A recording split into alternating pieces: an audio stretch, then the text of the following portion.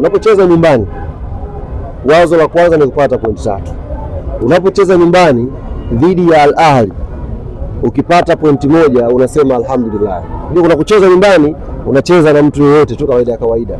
Lakini unapocheza nyumbani na kucheza na Al Ahly, una aim pointi 3, lakini ukipata 1 unatakiwa ushukuru. Ni watu ambao wapo kwenye daraja kubwa, wana wachezaji wenye quality kubwa, wanaweza kucheza game katika mazingira ya kawaida, lakini wachezaji wao kubwa wanaweza kuwasaidia kuhukumu baadhi ya matukio. Kwa hiyo tupongeze sana players wetu, na naamini hakuna aliyeondoka leo kichwa chini. Yes, inaumiza kutokutumia home ground advantage, lakini mpinzani akiwa Ahly unapata pointi 1, unaondoka ukiwa kichwa juu, ukiamini safari ya kwenda kupambana mbele bado ipo.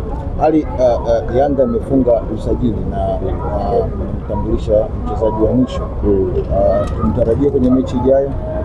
Yes, kwa mujibu wa taratibu na kanuni ana qualify kucheza mchezo unaofuatia. Kwa hiyo tabakia kwa mwalimu kuangalia logistics zake, training zake, kama anaweza kutumika kwenye mechi dhidi ya FAR Rabat, lakini kikanuni taratibu ana qualify kabisa kucheza mchezo huu. Ali Damaro, kabla ya mchezo wa leo kuna baadhi ya maneno nafikiri hata wewe uliyaona. Baadhi ya maneno Farahani hajui mpira bwana naye.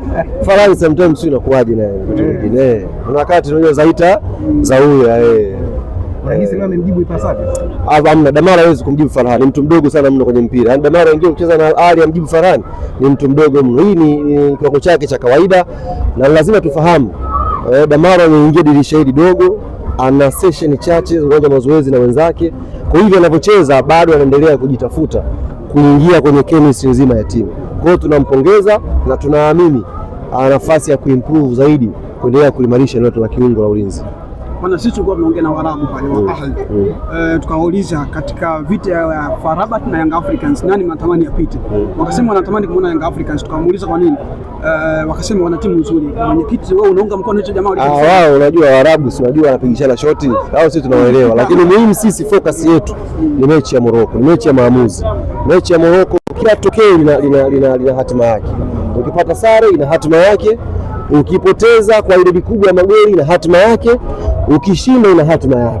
Kwa mechi ya FAR Rabat ina kila result, mechi dakika 90 inamalizika. Yaani mechi imeisha, unachokipata kina hatima ya kundi lako. Kifungwa goli zaidi ya 2, 3, tayari kuna hatima nyingine kwenye kundi lako. Ukifungwa goli 1 kuna hatima nyingine. Ukipata sare kuna hatima nyingine. Ukishinda kuna hatima nyingine. Kwa hiyo ni mechi muhimu kweli kweli. Mechi FAR Rabat. Sisi tuna mechi 2 na hiyo mechi tunakwenda kupambana kupata matokeo mazuri. Tukishinda alhamdulillah, tukipata sare alhamdulillah, sababu tutakuwa na mechi ya mwisho nyumbani. Lakini mechi ya FAR Rabat ndio kama finali kwetu pale Morocco. Lakini wana mechi wao FAR Rabat na JS Kabylie, nyinyi dua zenu vipi? Sasa kwenye kundi letu ukianza mambo ya dua unachelewa. Unatakiwa upige hesabu zako. Wao watajua wenyewe. Hapa ni kucheza na Messi. Yaani wao leo hata kufungana vipi, bado mechi yetu itakuwa muhimu ya FAR Rabat. Alikocha alimtoa Okelo akaingia Isra, akimaanisha kutaka hata hiyo alama 1. Na uhakika gani kwamba wapinzani wenu hawawezi kupata alama mbele ya Ahly? No, ali switch sio kuja kudefend. Alicheza na back 3 akamleta Pacome kucheza na Dube katikati. Kwa ni 3-5-2 ambao ni offensive pia system wakati mwingine. Kwa hiyo imeshindikana kwenye hesabu hizo tumepata alama 1.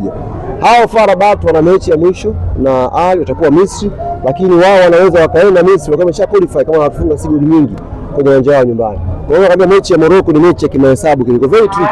Lazima tuende kwa akili kubwa, kwa tahadhari kubwa ili tuweze kuwa na uhai kwenye mechi ya mwisho kwa nyumbani.